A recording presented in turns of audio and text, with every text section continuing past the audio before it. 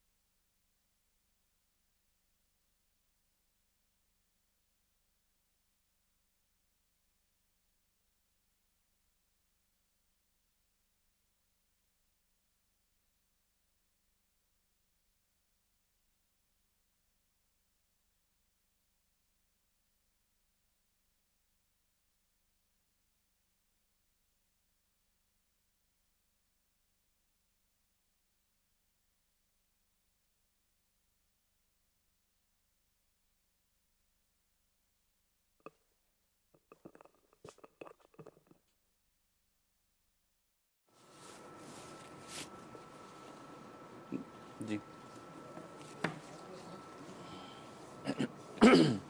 الحمد للہ رب العالمین والصلاة والسلام علی سید المرسلین اما بعد فاعوذ باللہ من الشیطان الرجیم بسم اللہ الرحمن الرحیم الصلاة والسلام علیک یا رسول اللہ الصلاة والسلام علیک یا حبیب اللہ الصلاة والسلام علیک یا نبی اللہ وعلی آلک واصحابک یا نور اللہ۔ مدنی چینل کے ناظرین، الحمدللہ رب العالمین، بڑی مبارک رات، بڑے مبارک لمحات شب براءت کے اس وقت جاری و ساری ہیں، اور الحمدللہ دنیا بھر میں مختلف ممالک میں جہاں جہاں آج شب براءت ہے اور مغرب کی نماز جہاں ہو چکی ہے، جیسے کہ ہمارے یہاں کراچی میں بھی مغرب کی نماز ہو چکی ہے، وہاں بزرگان دین کے معمول کے مطابق 6 نوافل مسلمان ادا کرنے کا जहन रखते हैं और इसी मकसद को लिए आलमी मदनी मरकज़ फैज़ान मदीना में भी अल्हम्दुलिल्लाह इन नवाफिल का सिलसिला है। शेख तरीक़त अमीर अहले सुन्नत भी इंशाअल्लाह तशरीफ़ फरमा हैं और हमें अपने इरशादात भी फरमाएंगे, दुआ भी फरमाएंगे और ये 6 नवाफिल अदा किए जाएंगे। ये 6 नवाफिल जो हैं ये इनकी तरतीब क्या है? इनकी तरतीब ये है कि इसमें सबसे पहले जो 6 नवाफिल में 2 नवाफिल हैं वो दराज़ी उमर बिलखैर की नीयत से पढ़े जाते हैं। दूसरे जो 2 नवाफिल हैं वो बलाओं से हिफाजत के लिए पढ़े जाते हैं और तीसरे जो 2 नवाफिल हैं वो मोहताजी से हिफाजत के लिए, यानी अल्लाह पाक के अलावा किसी की भी मोहताजी से हिफाजत के लिए पढ़े जाते हैं। अल्हम्दुलिल्लाह जैसे आम नवाफिल पढ़े जाते हैं वैसे ही पढ़े जाते हैं और ज़्यादा बेहतर ये है कि सूरह फातिहा के बाद इसमें 3-3 बार सूरह इखलास पढ़ ली जाए और हर 2 रकात के बाद 21 बार सूरह इखलास और 1 बार सूरह यासीन की भी तिलावत कर ली जाए और आखिर में दुआ भी की जाए। इंशाअल्लाह इसका सिलसिला रहेगा। हम मदनी मरकज़ से फैज़ान मदीना से ये नशरियात आपको दिखाते रहेंगे। करीम रज़ा भाई भी हमारे साथ तशरीफ़ फरमाए, अल्लाह ने चाहा तो आज की रात की अहमियत, इसकी फ़जीलत और कुछ आज के जो मामूलात हैं मुसलमानों में राइज, उसके ऊपर गुफ्तगू हमारा सिलसिला रहेगा। सूरह यासीन की तिलावत हो रही है, आइए हम भी सुनते हैं। वल्कुरआनिल हकीम इन्नका लमिनल मुरसलीन अला सिरातिम मुस्तकीम तंजीलल अज़ीज़िर रहीम लितुंज़िर कौमन मा उन्ज़िर आबाउहुम फहुम गाफिलून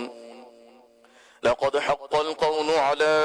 अक्सरिहिम फहुम ला युमिनून इन्ना जअलना फ़ी अअनाक़िहिम अग़लालन फ़हिय इलल अज़क़ानि फ़हुम मुक़महून वजअलना मिन बैनि अयदीहिम सद्दन वमिन ख़ल्फ़िहिम सद्दन फ़अग़शयनाहुम फ़हुम ला युबसिरून वसवाء अलैहिम अअन्ज़रतहुम अम लम तुन्ज़िरहुम ला युमिनून इन्नमा तुन्ज़िरु मन इत्तबअ الذिक्र वख़शिय الرحमन बिलग़ैब फबश्शिरहु बिमग़फ़िरतिन वअज्रिन करीम इन्ना नहनु नुह्यिल मौता वनक्तुबु मा क़द्दमू वआथारहुम वकुल्ल शैइन अहصयनाहु फ़ी इमामिन मुबीन वाضرب لهم مثلا أصحاب القرية إذ جاءها المرسلون إذ أرسلنا إليهم 2 فكذبوهما فعززنا بثالث فقالوا إنا إليكم مرسلون قالوا ما أنتم إلا بشر مثلنا وما أنزل الرحمن من شيء إن أنتم إلا تكذبون قالوا ربنا يعلم إنا إليكم لمرسلون وما علينا إلا البلاغ المبين قالوا إنا تطيرنا بكم لئن لم تنتهوا لنرجمنكم وليمسنكم منا عذاب أليم قالوا طائركم معكم أئن ذكرتم بل أنتم قوم مسرفون وجاء من أقصى المدينة رجل يسعى قال يا قوم اتبعوا المرسلين اتبعوا من لا يسألكم أجرا وهم مهتدون وما لي لا أعبد الذي فطرني وإليه ترجعون أأتخذ من دونه آلهة إن يردني الرحمن بضر لا تغن عني شفاعتهم شيئا ولا ينقذون إني إذا إذا لفي ضلال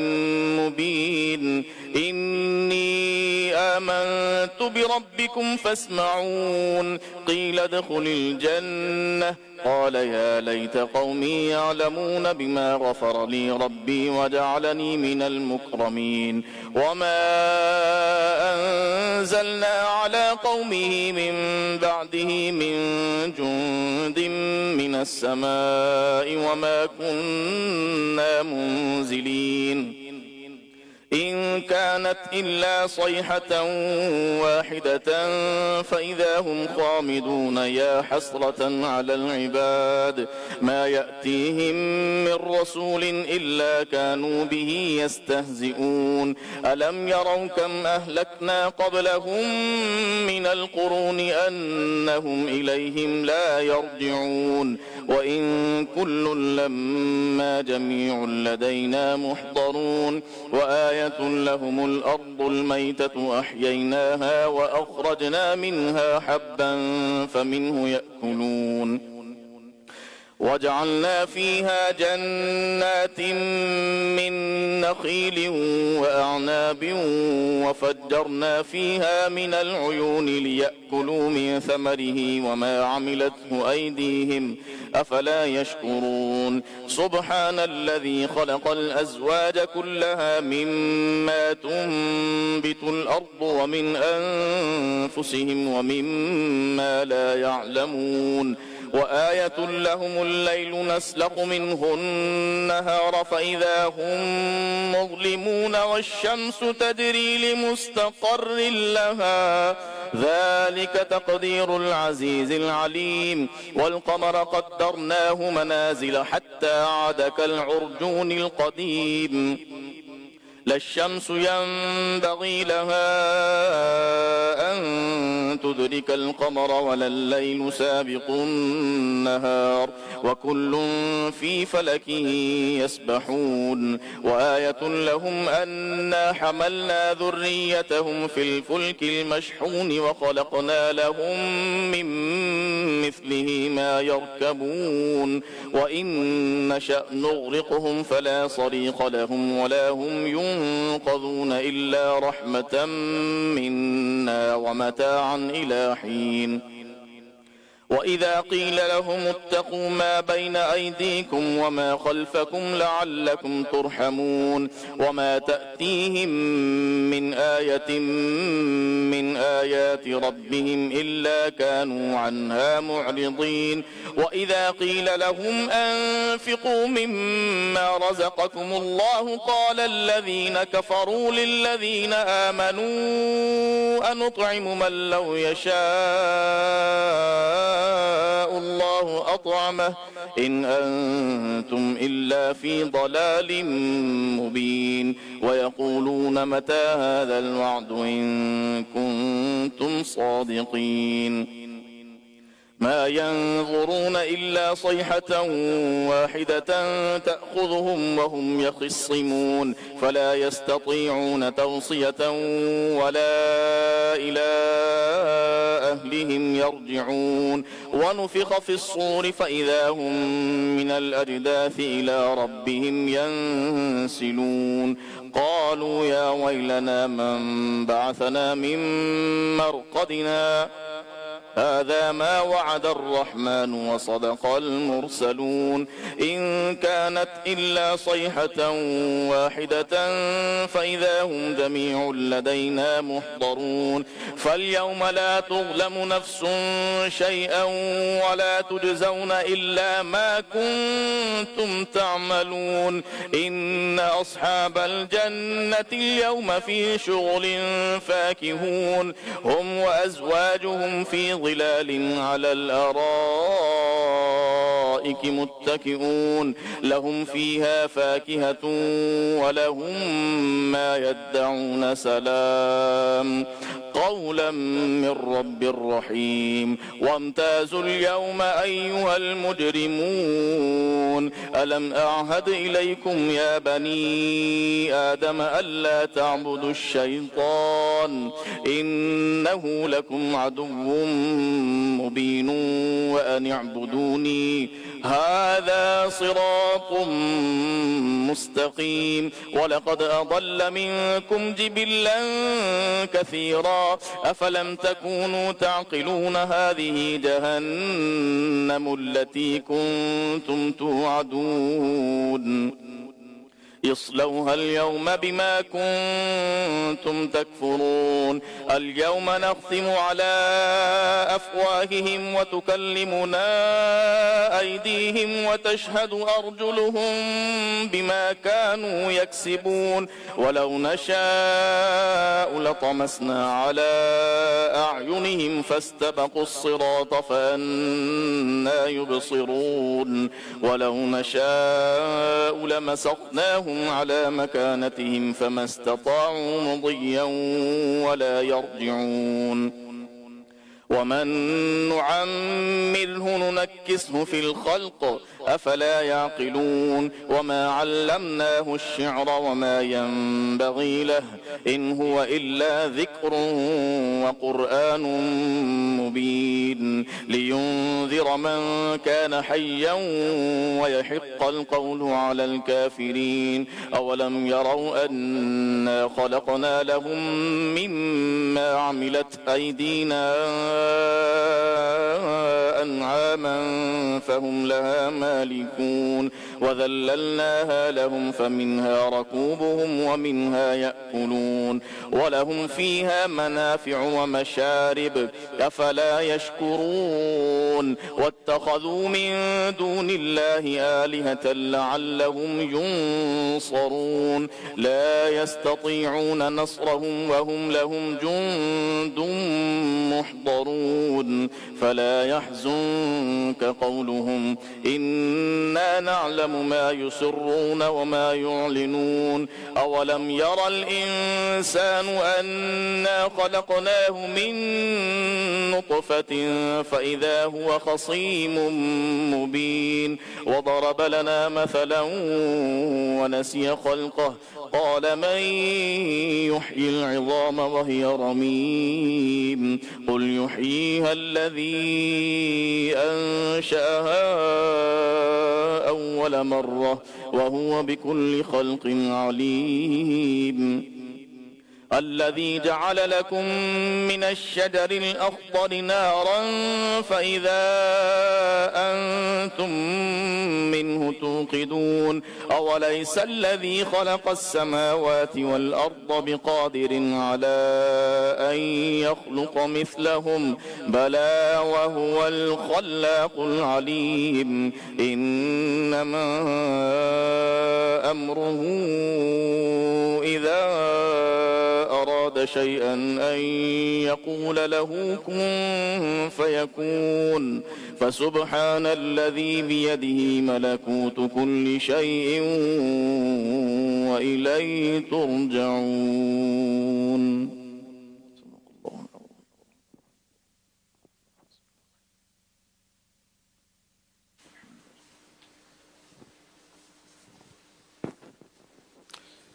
الحمد لله رب العالمين والصلاة والسلام على خاتم النبيين اللهم يا ذا المن ولا يمن عليه يا ذا الجلال والإكرام يا ذا الطول والإنعام لا إله إلا أنت ظهر اللاجين وجار المستجيرين وأمان الخائفين اللهم إن كنت كتبتني عندك في أم الكتاب شقيا أو محروما أو مطرودا أو مقترا علي في الرزق فامح اللهم بفضلك شقاوتي وحرماني وطردي واختطار رزقي وأثبتني عندك في أم الكتاب سعيدا مرزوقا موفقا للخيرات آمين. فإنك قلت وقولك الحق في كتابك المنزل على لسان نبيك المرسل يمحو الله ما يشاء ويثبت وعنده أم الكتاب إلهي بالتجلي الأعظم في ليلة النصف من شهر شعبان المكرم التي يفرق فيها كل أمر حكيم ويبرم أن تكشف عنا من البلاء والبلواء ما نعلم وما لا نعلم وأنت به أعلم إنك أنت الأعز الأكرم وصلى الله تعالى على سيدنا محمد وعلى آله وأصحابه وسلم والحمد لله رب العالمين. دو رکعت نفل پڑھنی ہے اب کہ اللہ پاک بلاؤں سے حفاظت فرمائے. اس کی برکت سے اللہ پاک بلاؤں یعنی آفتوں سے ہمیں محفوظ رکھے. صلو علی الحبیب صلی اللہ علیہ محمد صلی اللہ علیہ وسلم. پہلے دو نوافل ادا کیے گئے تھے درازی عمر بالخیر کی نیت کے ساتھ، اور اس کے بعد سورہ یاسین شریف کی تلاوت ہوئی، دعائے نصف شعبان. امیر اہل سنت نے فرمایا اب دوسرے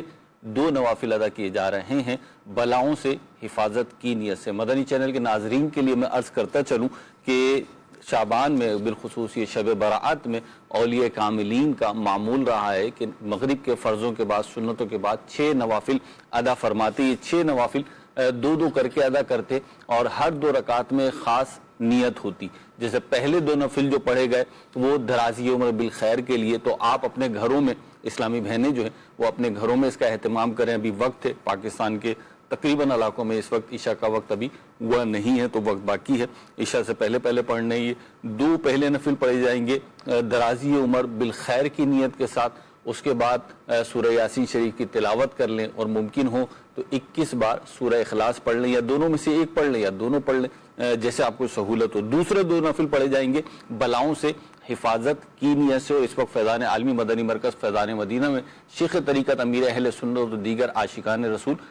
ان 6 نوافل میں سے دوسرے 2 نفل جو ہیں بلاؤں سے حفاظت کی نیت کے ساتھ پڑھ رہے ہیں. اور انشاءاللہ اس کے بعد یاسین شریف کی تلاوت ہوگی تو آپ یہ 2 نفل پڑھیں گے. اور اس کے بعد آخری 2 نفل جو ہوں گے 6 نفل میں سے وہ ہوں گے محتاجی سے حفاظت کے لیے، رزق میں برکت کے لیے. ماہ شعبان ہے اور اس کی بڑی عظمتیں ہیں، بڑی برکتیں ہیں. اللہ تعالیٰ نے امت مسلمہ پہ بہت رحمت فرمائی اور مختلف اوقات میں، مختلف ایام میں اور مختلف مقامات پر اجر و ثواب، برکتیں، رحمتیں کے بڑھنے کی ہمیں نوید و بشارت عطا فرمائی. اور اسی میں سے آج کی رات بھی ہے اور یہ مہینہ بھی ہے ماہ شعبان کا. نبی کریم رؤوف الرحیم صلی اللہ تعالی علیہ وسلم کا فرمان عظمت نشان ہے. فرمایا کہ رجب اور رمضان کے بیچ میں یہ مہینہ ہے. کون سا؟ ماہ شعبان. رجب گزر چکا اور شعبان آنے والا ہے، اس کے بیچ میں مہینہ ہے ماہ شعبان کا. لوگ اس سے غافل ہیں. اس میں لوگوں کے اعمال بارگاہ الہی میں اٹھائے جاتے ہیں، اور مجھے یہ محبوب ہے کہ میرا عمل اس حال میں اٹھایا جائے کہ میں روزہ دار ہوں. یہی وجہ ہے کہ الحمدللہ عاشقان رسول کثرت کے ساتھ ماہ شعبان میں روزے رکھتے ہیں. دعوت اسلامی میں تو اس کی بڑی دھوم دھام ہوتی ہے. خوش نصیب سعادت مند مسلمان یوں تو سارا سال روزے رکھتے ہیں، پیر شریف کے روزے رکھتے ہیں، دیگر روزے رکھتے ہیں، لیکن بالخصوص ماہ شعبان میں شب برات سے پچھلے دن اور اگلے دن یعنی 14 اور 15 شعبان کا روزہ اہتمام کے ساتھ رکھتے ہیں. ابھی کراچی میں بھی روزے کا افطار ہو چکا ہے، ظاہر سی بات ہے مغرب کا وقت ہو چکا ہے. دیگر شہروں میں بھی اب عاشقان رسول کل کا بھی انشاءاللہ روزہ رکھیں گے. عبد الکریم بھائی، ہم دیکھتے ہیں کہ ان راتوں کی بڑی برکتیں ہیں. بعض راتیں جیسے لیلۃ القدر ہے، شب معراج ہے، خود نبی کریم رؤوف الرحیم صلی اللہ علیہ وسلم کی ولادت کی شب ہے. جی معروض بھائی، احادیث کریموں میں بھی اس طرح کا ذکر ملتا ہے. اما عائشہ صدیقہ رضی اللہ تعالی عنہما سے روایت ہے، آپ فرماتی ہیں کہ میں نے نبی کریم صلی اللہ علیہ وآلہ وسلم کو اس طرح فرماتے ہوئے سنا. آپ نے ارشاد فرمایا کہ اللہ پاک خاص طور پر 4 راتوں میں بھلائیوں کے دروازے کھول دیتا ہے. سبحان اللہ. راتیں تو بہت ساری آتی ہیں پورے سال میں، دن کے بعد رات آتی ہے، لیکن 4 کا ذکر فرمایا कि 4 रातें ऐसी हैं जिनमें अल्लाह पाक भलाई के दरवाजे खोल देता है। पहली रात के बारे में फरमाया बकरा ईद वाली रात, दूसरी के बारे में इरशाद फरमाया ईद उल फित्र की रात, यानी जो चांद रात जिसे हमारे यहाँ कहा जाता है, और तीसरी रात के बारे में इरशाद फरमाया कि 15 शाबान की रात जो अब आ चुकी है, अब जारी है, लगी हुई है। अल्हम्दुलिल्लाह हम इसमें सेहत व आफियत के साथ दाखिल हो चुके हैं। अल्हम्दुलिल्लाह। ये भलाई के दरवाजे खुलवाने वाली एक रात है। और चौथी रात के बारे में इरशाद फरमाया कि 8 और 9 जिलहिज्जा की दरमियानी रात यानी शबे आराफा, ये 4 रातें ऐसी हैं जिसमें भलाई के दरवाजे खुल जाते हैं। एक रात में हम मौजूद हैं अल्हम्दुलिल्लाह। बाज़-औक़ात होता है ना कि एक दुनियावी मिसाल से अगर मैं समझाऊं ना अब्दुल करीम भाई, बाज़-औक़ात यूँ होता है कि किसी चीज़ की कोई ऑफ़र होती है ख़ास, उसके लिए दरवाज़ा खुलता है, खिड़की खुलती है, जो भी XYZ मामलात होते हैं, तो एक चले नहीं इस्तेमाल करता मैं वो लफ्ज़ जो उमूमन अखबारात में इस्तेमाल होता है, लेकिन हम देखते हैं कि रश पड़ जाता है कि जी मुझे मिल जाए। अगर किसी चीज़ की क्वांटिटी कम हो, अभी आपको तजर्बा हुआ होगा कराची वालों को बिलखुसूस और दीगर शहरों में जो जो चीज़ें चलती हैं, वैसे इफ्तार के टाइम हमारे यहाँ शाबान का जो ये रोज़े होते हैं, तो इसमें अगर आप देखें तो रौनक जो होती है ना बाज़ारों की, वो रमज़ान जैसी हो जाती है कुछ कुछ, और ख़रीदारी के हवाले ऐसे ही नज़ारे ऐसे नज़ारे इफ्तार के वक्त रोज़ा रखते हैं। अच्छा, नबी करीम सल्लल्लाहु अलैहि वसल्लम भी ना रजब और शाबान के, बिलखुसूस शाबान के कसरत के साथ रोज़े रखा करते थे। तो उसकी वजह पूछी गई तो फरमाया कि अल्लाह ताला इस साल मरने वाली हर जान को लिख देता है, और मुझे पसंद है कि बारगाह इलाही में हाजिर होते हुए, यानी दुनिया से रुखसत होते हुए मैं रोज़ादार हूँ। आलमी मदनी मरकज़ फैज़ान मदीना में दूसरे 2 नवाफिल की अदायगी के बाद सूरह यासीन शरीफ की तिलावत हो रही है, आइए हम भी सुनते हैं। हक़्क़ल क़ौलु अला अक्सरिहिम फ़हुम ला युमिनून इन्ना जअलना फ़ी अअनाक़िहिम अग़लालन फ़हिय इलल अज़क़ान फ़हुम मुक़महून वजअलना मिन बैनि अयदीहिम सद्दन व मिन ख़ल्फ़िहिम सद्दन फ़अग़शयनाहुम फ़हुम ला युबसिरून वसवाअन अलैहिम अअन्ज़रतहुम अम लम तुन्ज़िरहुम ला युमिनून इन्नमा तुन्ज़िरु मन इत्तबअ अज़्ज़िक्र व खशिय अर्रहमान बिलग़ैब फ़बश्शिरहु बिमग़फ़िरतिन व अज्रिन करीम इन्ना नहनु नुह्यिल मौता व नक्तुबु मा क़द्दमू व आथारहुम व कुल्ल शैइन अहसयनाहु फ़ी इमामिन मुबीन वाضرب لهم مثلا أصحاب القرية إذ جاءها المرسلون إذ أرسلنا إليهم 2 فكذبوهما فعززنا بثالث فقالوا إنا إليكم مرسلون قالوا ما أنتم إلا بشر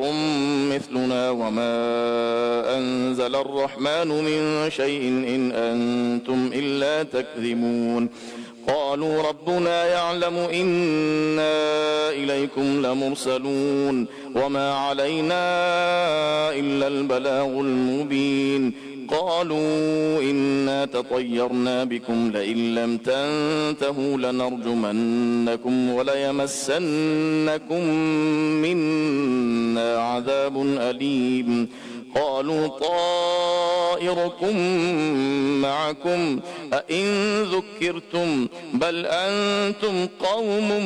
مسرفون وجاء من أقصى المدينة رجل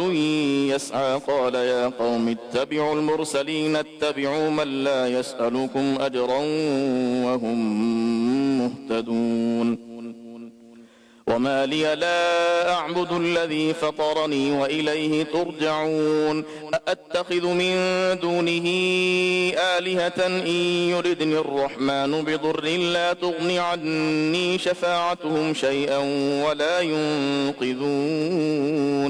إني إذا لفي ضلال مبين إني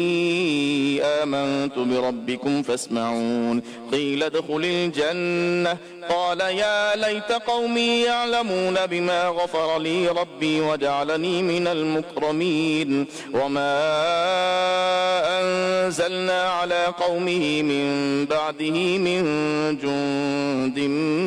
من السماء وما كنا منزلين إن كانت إلا صيحة واحدة فإذا هم خامدون يا حسرة على العباد ما يأتيهم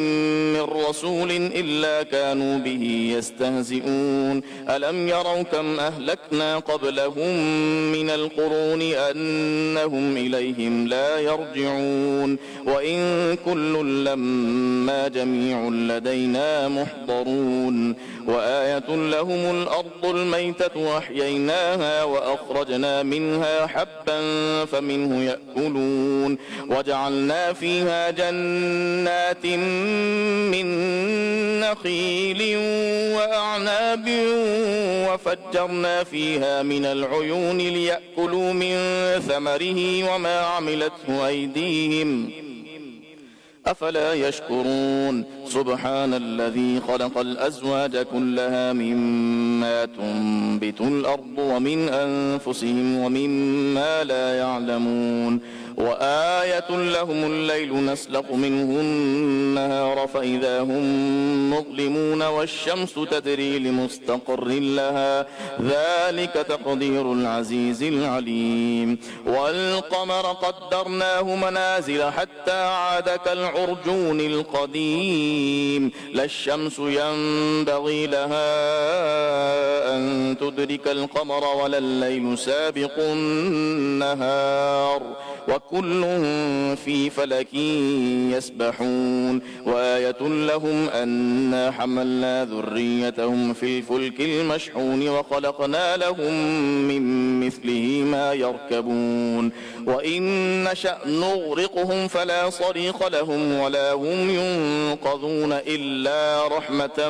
منا ومتاعا إلى حين وإذا قيل لهم اتقوا ما بين أيديكم وما خلفكم لعلكم ترحمون وما تأتيهم من آية من آيات ربهم إلا كانوا عنها معرضين وإذا قيل لهم أنفقوا مما رزقكم الله قال الذين كفروا للذين آمنوا أنطعم من لو يشاء الله أطعمه إن أنتم إلا في ضلال مبين ويقولون متى هذا الوعد إن كنتم صادقين ما ينظرون إلا صيحة واحدة تأخذهم وهم يخصمون فلا يستطيعون توصية ولا إلى أهلهم يرجعون ونفخ في الصور فإذا هم من الأجداث إلى ربهم ينسلون قالوا يا ويلنا من بعثنا من مرقدنا هذا ما وعد الرحمن وصدق المرسلون إن كانت إلا صيحة واحدة فإذا هم جميع لدينا محضرون فاليوم لا تظلم نفس شيئا ولا تجزون إلا ما كنتم تعملون إن أصحاب الجنة اليوم في شغل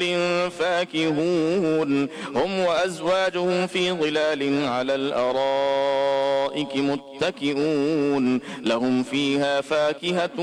ولهم ما يدعون سلام قولا من رب رحيم وامتازوا اليوم أيها المجرمون ألم أعهد إليكم يا بني آدم ألا تعبدوا الشيطان إنه لكم عدو مبين وأن اعبدوني هذا صراط مستقيم ولقد أضل منكم جبلا كثيرا أفلم تكونوا تعقلون هذه جهنم التي كنتم توعدون اصلوها اليوم بما كنتم تكفرون اليوم نختم على أفواههم وتكلمنا أيديهم وتشهد أرجلهم بما كانوا يكسبون ولو نشاء لطمسنا على أعينهم فاستبقوا الصراط فأنا يبصرون ولو نشاء لمسخناهم على مكانتهم فما استطاعوا مضيا ولا يرجعون ومن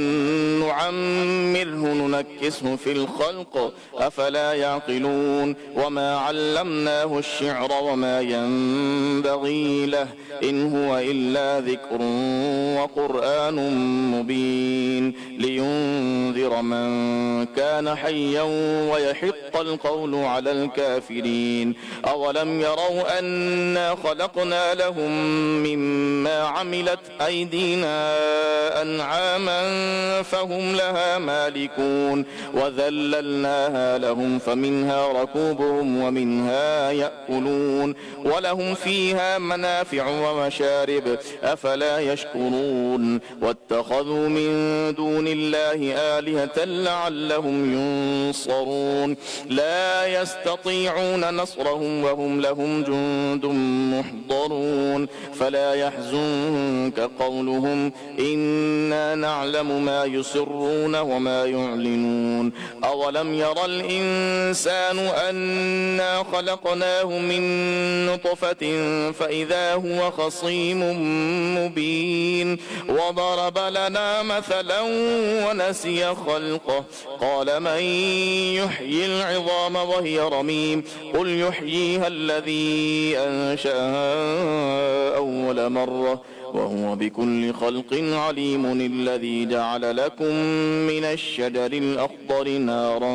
فإذا أنتم منه توقدون أوليس الذي خلق السماوات والأرض بقادر على أن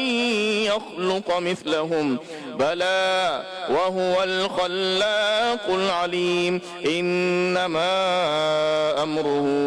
إذا أراد شيئا أن يقول له كن فيكون فسبحان الذي بيده ملكوت كل شيء وإليه ترجعون.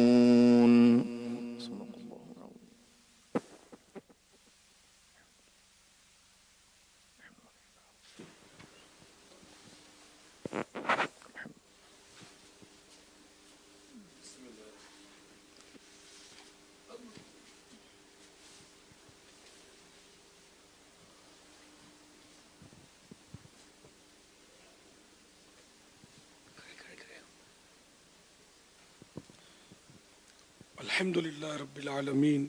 والصلاة والسلام على خاتم النبيين اللهم يا ذا المن ولا يمن عليه يا ذا الجلال والإكرام يا ذا الطول والإنعام لا إله إلا أنت ظهر اللاجين وجار المستجيرين وأمان الخائفين اللهم إن كنت كتبتني عندك فيهم بالكتاب شقيا أو محروما أو مطرودا أو مقدرا علي في الرزق فامحو اللهم بفضلك شقاوتي وحرماني وطردي واقتطار الرزق وأثبتني عندك فيهم بالكتاب سعيدا مرزوقا موفقا للخيرات فإنك قلت وقولك الحق في كتابك المنزل على لسان نبيك المرسل يمحو الله ما يشاء ويثبت وعنده أم الكتاب إلهي بالتجلي الأعظم في ليلة النصف من شهر شعبان المكرم التي يفرق فيها كل أمر حكيم ويبرم أن تكشف عنا من البلاء والبلواء ما نعلم وما لا نعلم وأنت به أعلم إنك أنت الأعز الأكرم وصلى الله تعالى على سيدنا محمد وعلى آله وأصحابه وسلم والحمد لله رب العالمين صلى الله تعالى على خير خلقه ونور عرشه سيدنا ومولانا محمد وآله وصحبه أجمعين برحمتک یا ارحم الراحمین لا الہ الا اللہ محمد رسول اللہ۔ اب 2 رکعت نفل پڑھنا ہے کہ اللہ پاک اس کی برکت سے اپنی ذات کے سوا کسی غیر کا محتاج نہ کرے۔ ہر رکعت میں سورہ فاتحہ کے بعد 3 بار قل هو اللہ شریف۔ ماشاءاللہ مدنی چینل کے ناظرین، جیسا کہ شب برات کی خصوصی ٹرانسمیشن آپ دیکھ رہے ہیں، اولیاء کے معمولات کے مطابق اچھوں کی نقل کرتے ہوئے الحمدللہ عاشقان رسول امیر اہل سنت کے ساتھ ساتھ یہ نوافل ادا فرما رہے ہیں۔ جیسے کہ پہلے بھی عرض کیا، دوبارہ عرض کر دیتا ہوں، جو اسلام آباد مسجد نہیں جا سکیں، گھروں پر ہیں یا جہاں پہ بھی ہمیں سن رہے ہیں یا اسلامی بہنیں گھروں میں، تو ان کی بارگاہ میں عرض کر دیتا ہوں کہ آج کی رات شب برات میں اولیاء کا معمول رہا ہے 6 نوافل 2 کر کے پڑھنا۔ پہلے 2 رکعتیں جو ہیں وہ درازی عمر بالخیر کی نیت کے ساتھ خاص کر کے پڑھے جائیں گے کہ اللہ تعالیٰ ان 2 نفلوں کے صدقے میں درازی عمر بالخیر عطا فرمائے۔ دوسرے جو 2 نفل ہیں وہ بلاؤں سے حفاظت کی نیت کے ساتھ پڑھے جائیں گے، اور تیسرے جو 2 نفل کا سیٹ ہے وہ رزق میں برکت اور محتاجی سے حفاظت کی نیت کے ساتھ پڑھا جائے گا۔ ہر 2 رکعت اس طریقے سے پڑھیں گے، سورہ فاتحہ پڑھیں اور اس کے بعد 3 بار سورہ اخلاص پڑھ لیں تو اچھی بات ہے، نہیں تو جو تلاوت آپ کرنا چاہیں وہ بھی کر سکتے ہیں، اور اس کے بعد 21 بار سورہ اخلاص یا سورہ یاسین، یا پھر دونوں پڑھ لیں، سورہ یاسین کی بھی تلاوت کر لیں 21 بار، سورہ اخلاص بھی پڑھ لیں۔ اگر ابھی تک نہیں پڑھا ہے تو پڑھ لیں، اللہ پاک ہمیں برکتیں عطا فرمائے۔ بڑی برکتوں والی رات ہے اور عبرت کی بھی رات ہے۔ میں مدنی چینل کی اسکرین ظاہر سی بات ہے دیکھ رہا ہوں، آپ بھی دیکھ رہے ہیں، امیر اہل سنت کی تلاوت سننے کا انداز، دعا کرنے کا انداز، یہ ساری چیزیں اچھے لوگوں سے سیکھنی چاہیے۔ اور امیر اہل سنت کو آپ سنیں گے، دیکھیں گے کہ تلاوت ہو رہی ہے تو بہت توجہ کے ساتھ، پورے فوکس کے ساتھ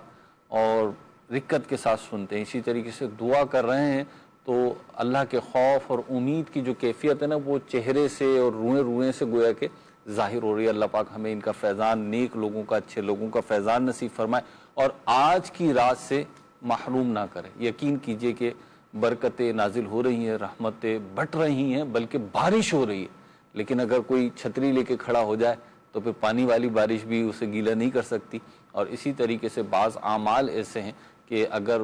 اس میں کوئی مبتلا ہو تو احادیث کریمہ میں مذمت آئی ہے کہ وہ شخص آج کی رات کی برکتوں سے، رحمتوں سے محروم رہتا ہے، مغفرت سے محروم رہتا ہے۔ عبد الکریم بھائی کیا ارشاد فرمائیں گے؟ جی مہروز بھائی، آج کی رات تو ایسی عظیم رات ہے، رحمتوں والی رات ہے، برکتوں والی رات ہے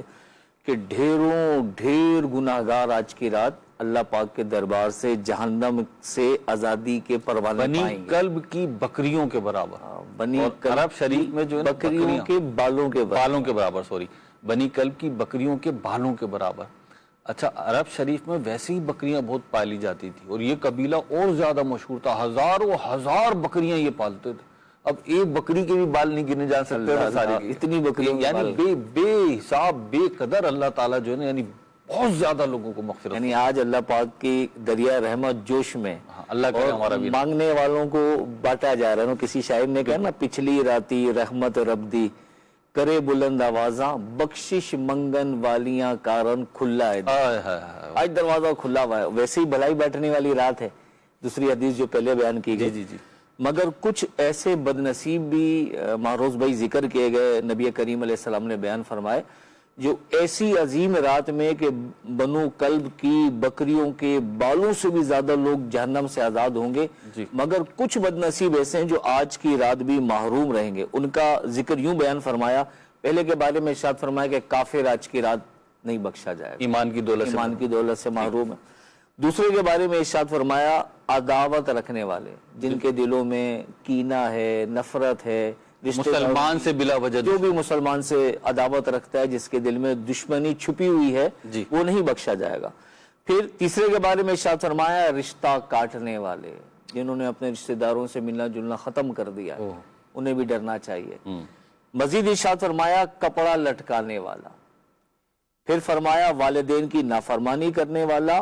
اور شراب کے عادی کی طرف بھی اللہ پاک نظر رحمت نہیں فرمائے گا۔ العیاذ باللہ تعالی، یہ حدیث پاک ہے۔ اور اسی طریقے سے عبداللہ بن عمر رضی اللہ تعالی عنہ سے جو روایت ہے، اس میں قاتل کا بھی ذکر ہے۔ अच्छा, इसी तरीके से हजरत सैयदना दाऊद अलैहिस्सलाम की एक दुआ का जिक्र मिलता है शाबान की रात की अजमत के हवाले से, तो उसमें भी चंद लोगों का जिक्र हुआ कि जो महरूम रहेंगे, जैसे कि जादूगर, जुल्मन टैक्स लेने वाला, काहिन यानी नजूमी टाइप के जो लोग होते हैं ना, लोगों को फाल लेके बताते हैं, वो काहिन, पेशन गोइयां करने वाले, और बाजा बजाने वाला, ये भी महरूम रहेंगे। इसी तरीके से एक और हदीस पाक में बयान हुआ कि शराब का आदी, माँ बाप का नाफरमान, जिना का आदी, कतई ताल्लुक करने वाला, तस्वीर बनाने वाला और चुगलखोर भी आज की रात की बरकतों, रहमतों और मगफिरतों से महरूम रहेंगे। अल्लाह पाक हमें आफियत नसीब फरमाए। ये जो जिक्र हुआ हदीस करीमा में, अगर कोई जिसने अभी ये हदीसें सुनी, जिक्र सुना, जैसे कोई शख्स है जिसके माँ बाप नाराज हैं, उसने ये भी सुन लिया कि माँ बाप का, अगर वो आज ही तौबा कर ले, भाई तौबा आज नहीं, अभी नहीं, फौरन करे। अमीर अहले सुन्नत तो फरमाते सांस बाद में ले, तौबा पहले करे। तौबा के लिए उसूल यही बयान फरमाते हैं। अगर माँ बाप जिंदा हैं तो माफी भी मांगे, सारी चीजों को। आला हज़रत ने बड़ी प्यारी बात इरशाद फरमाई। पहले मैं जरा चाहूंगा कि ये जो हमने 3 रिवायत पढ़ी, एक आपने पढ़ी, 2 मैंने भी पेश करी थी, तो इसमें जो जिक्र हुए ना अफराद, ये 15 बनते हैं। तो ये 15 अफराद कौन है, जरा आप लिस्ट समाअत फरमाइए, और खुदा न खास्ता आप या कोई सुनने वाला इसमें मुब्तला है तो गौर करे। पहले सुन ले आप कौन कौन है। नंबर 1 काफिर और मुशरिक, नंबर 2 अदावत वाला, नंबर 3 रिश्ता काटने वाला, नंबर 4 कपड़ा लटकाने वाला, नंबर 5 वालिदैन का नाफरमान। पहले हम सूरह यासीन की तिलावत सुनते हैं और फिर मौका लगा तो इंशाल्लाह ये वापस आके सुनेंगे। ये रिसाला आप देख लें, ये रिसाला डाउनलोड कर लें, इसको पढ़ें, इसी से सारी चीजें बयान हुई और भी बहुत सारी चीजें। बढ़ते हैं सूरह यासीन की तरफ। الرحيم لتنذر قوما ما أنذر آباؤهم فهم غافلون لقد حق القول على أكثرهم فهم لا يؤمنون إنا جعلنا في أعناقهم أغلالا فهي إلى الأذقان فهم مقمحون وجعلنا من بين أيديهم سدا ومن خلفهم سدا فأغشيناهم فهم لا يبصرون وسواء عليهم أأنذرتهم أم لم تنذرهم لا يؤمنون إنما تنذر من اتبع الذكر وخشي الرحمن بالغيب فبشره بمغفرة وأجر كريم إنا نحن نحيي الموتى ونكتب ما قدموا وآثارهم وكل شيء أحصيناه في إمام مبين واضرب لهم مثلا أصحاب القرية إذ جاء المرسلون إذ أرسلنا إليهم 2 فكذبوهما فعززنا بثالث فقالوا إنا إليكم مرسلون قالوا ما أنتم إلا بشر مثلنا وما أنزل الرحمن من شيء إن أنتم إلا تكذبون قالوا ربنا يعلم إنا إليكم لمرسلون وما علينا إلا البلاغ المبين قالوا إنا تطيرنا بكم لئن لم تنتهوا لنرجمنكم وليمسنكم منا عذاب أليم قالوا طائركم معكم أئن ذكرتم بل أنتم قوم مسرفون وجاء من أقصى المدينة رجل يسعى قال يا قوم اتبعوا المرسلين اتبعوا من لا يسألكم أجرا وهم مهتدون وما لي لا أعبد الذي فطرني وإليه ترجعون أأتخذ من دونه آلهة إن يردني الرحمن بضر لا تغن عني شفاعتهم شيئا ولا ينقذون إني إذا لفي ضلال مبين إني آمنت بربكم فاسمعون قيل ادخل الجنة قال يا ليت قومي يعلمون بما غفر لي ربي وجعلني من المكرمين وما أنزلنا على قومه من بعده من جند من السماء وما كنا منزلين إن كانت إلا صيحة واحدة فإذا هم خامدون يا حسرة على العباد ما يأتيهم من رسول إلا كانوا به يستهزئون ألم يروا كم أهلكنا قبلهم من القرون أنهم إليهم لا يرجعون وإن كل لما جميع لدينا محضرون وآية لهم الأرض الميتة أحييناها وأخرجنا منها حبا فمنه يأكلون وجعلنا فيها جنات من نخيل وأعناب وفجرنا فيها من العيون ليأكلوا من ثمره وما عملته أيديهم أفلا يشكرون سبحان الذي خلق الأزواج كلها مما تنبت الأرض ومن أنفسهم ومما لا يعلمون وآية لهم الليل نسلخ منه النهار فإذا هم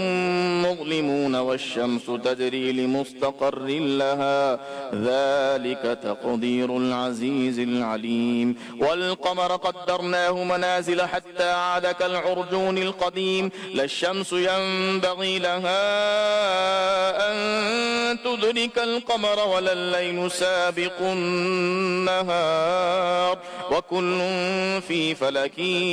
يسبحون وآية لهم أنا حملنا ذريتهم في الفلك المشحون وخلقنا لهم من مثله ما يركبون وإن نشأ نغرقهم فلا صريخ لهم ولا هم ينقذون إلا رحمة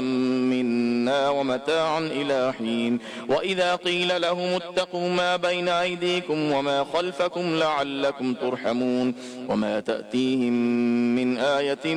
من آيات ربهم إلا كانوا عنها معرضين وإذا قيل لهم أنفقوا مما رزقكم الله قال الذين كفروا للذين آمنوا أنطعم من لو يشاء الله أطعمه إن أنتم إلا في ضلال مبين ويقولون متى هذا الوعد إن كنتم صادقين ما ينظرون إلا صيحة واحدة تأخذهم وهم يخصمون فلا يستطيعون توصية ولا إلى أهلهم يرجعون ونفخ في الصور فإذا هم من الأجداث إلى ربهم ينسلون قالوا يا ويلنا من بعثنا من مرقدنا هذا ما وعد الرحمن وصدق المرسلون إن كانت إلا صيحة واحدة فإذا هم جميع لدينا محضرون فاليوم لا تظلم نفس شيئا ولا تجزون إلا ما كنتم تعملون إن أصحاب الجنة اليوم في شغل فاكهون هم وأزواجهم في ظلال على الأرائك متكئون لهم فيها فاكهة ولهم ما يدعون سلام قولا من رب رحيم وامتازوا اليوم أيها المجرمون ألم أعهد إليكم يا بني آدم ألا تعبدوا الشيطان إنه لكم عدو مبين وأن اعبدوني هذا صراط مستقيم ولقد أضل منكم جبلا كثيرا أفلم تكونوا تعقلون هذه جهنم التي كنتم توعدون اصلوها اليوم بما كنتم تكفرون اليوم نختم على أفواههم وتكلمنا أيديهم وتشهد أرجلهم بما كانوا يكسبون ولو نشاء لطمسنا على أعينهم فاستبقوا الصراط فأنى يبصرون ولو نشاء لمسخناهم على مكانتهم فما استطاعوا مضيا ولا يرجعون ومن نعمره ننكس في الخلق أفلا يعقلون وما علمناه الشعر وما ينبغي له إن هو إلا ذكر وقرآن مبين لينذر من كان حيا ويحق القول على الكافرين أولم يروا أنا خلقنا لهم مما عملت أيدينا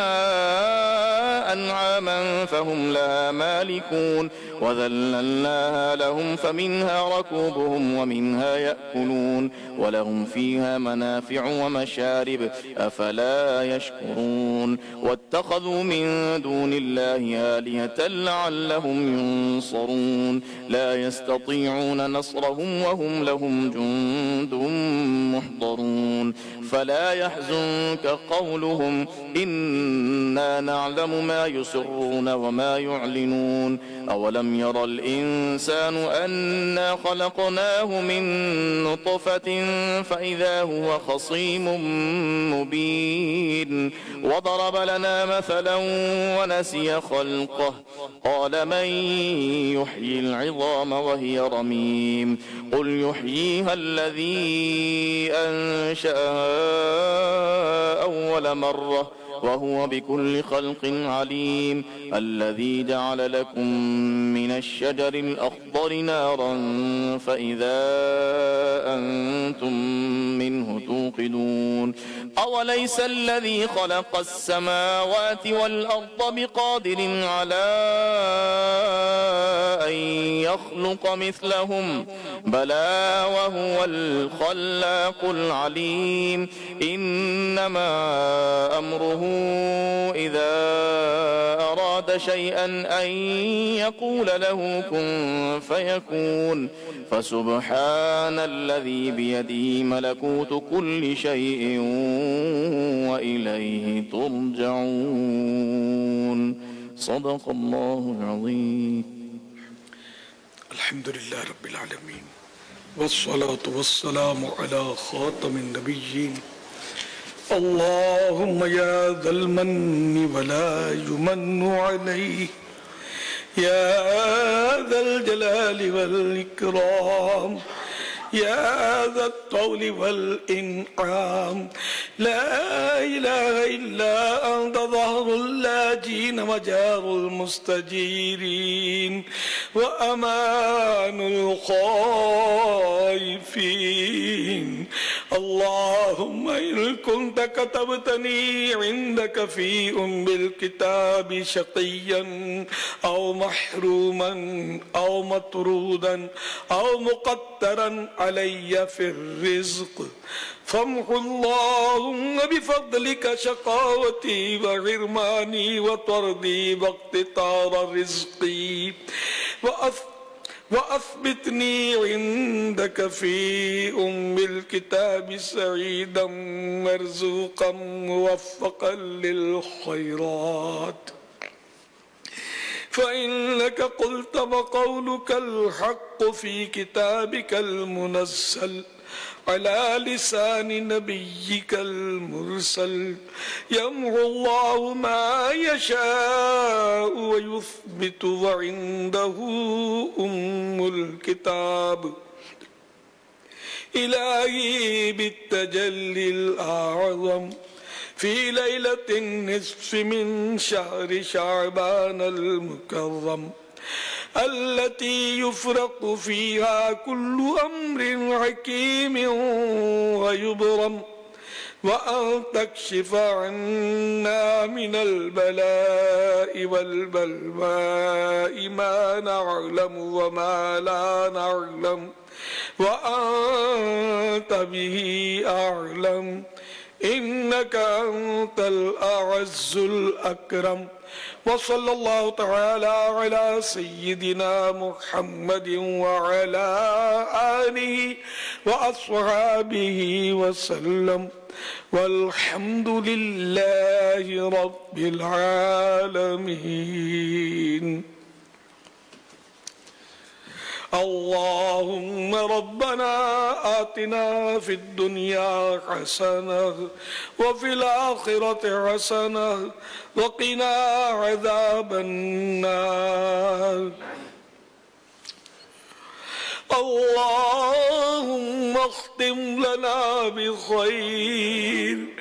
اللهم اختم لنا بخير، اللهم اختم لنا بخير. اللهم أجرنا من النار،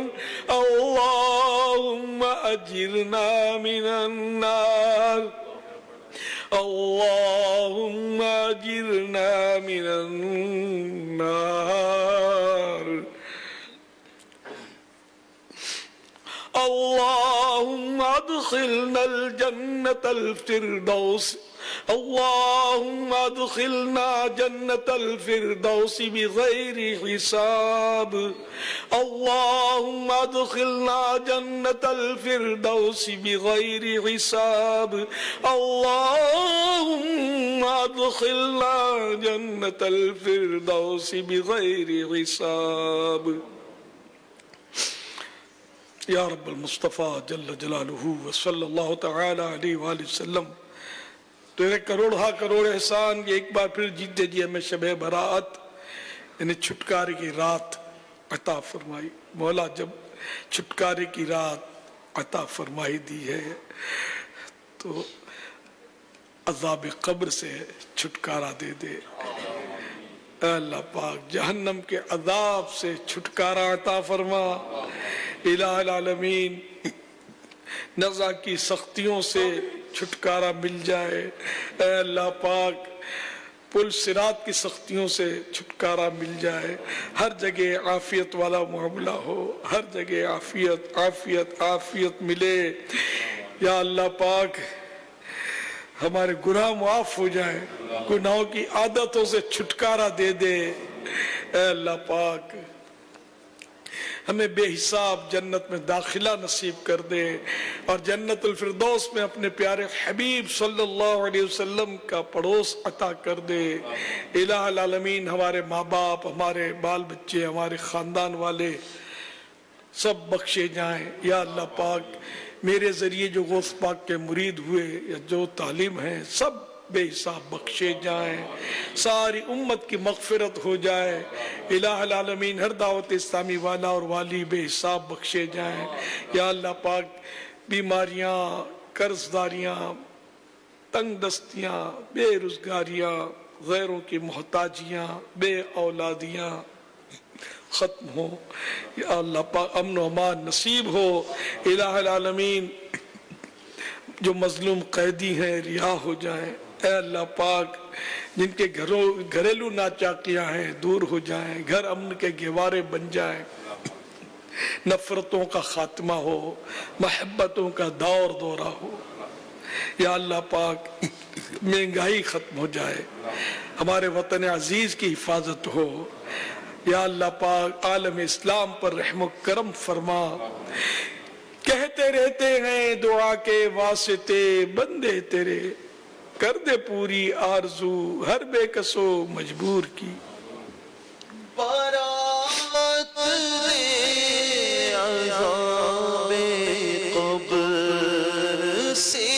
نارے جہنم سے. برات دے عذاب قبر سے، جہنم سے. مہے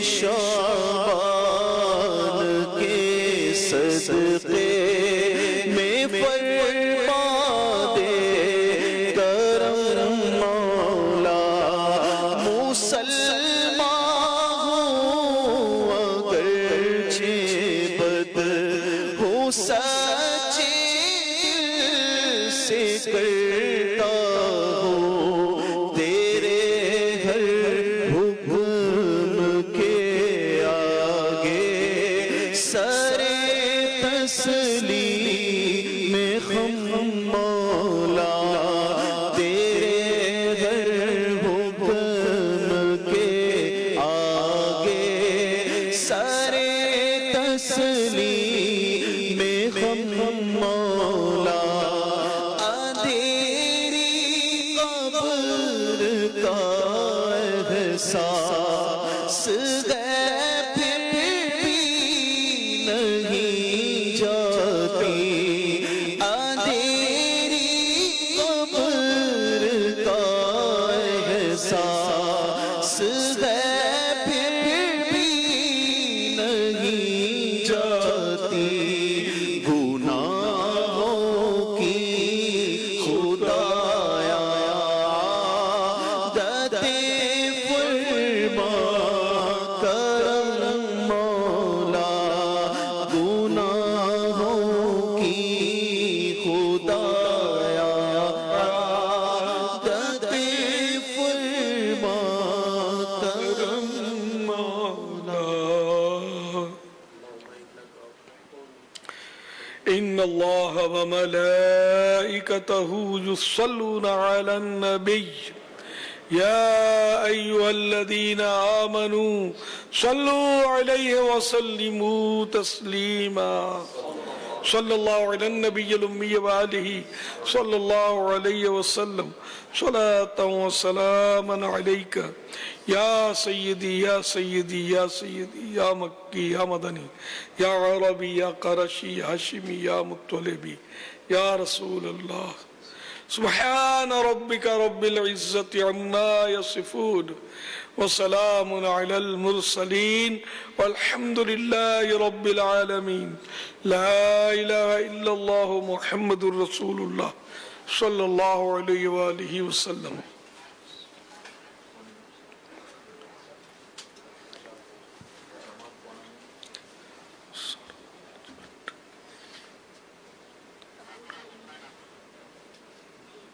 انشاءاللہ العزیز انشاءاللہ الکریم آج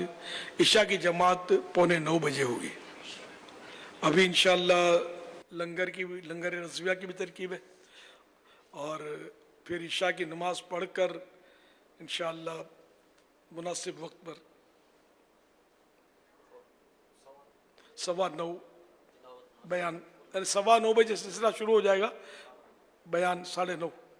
بیان تقریباً 9:30 بجے حاجی عمران شورا کے نگران کا ہوگا شروع ہو جائے گا انشاءاللہ. پھر رات کو سلسلہ رہے گا. پھر سحری کا بھی انتظام ہے.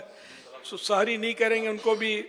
انشاءاللہ لنگر کی اجازت ہوگی اور مناسب وقت پر صلاۃ و تسبیح کی جماعت بھی قائم کی جائے گی. آج رات سونے کی نہیں ہے, کھونے کی نہیں ہے, عبادت کی ہے. اللہ نصیب کر دے.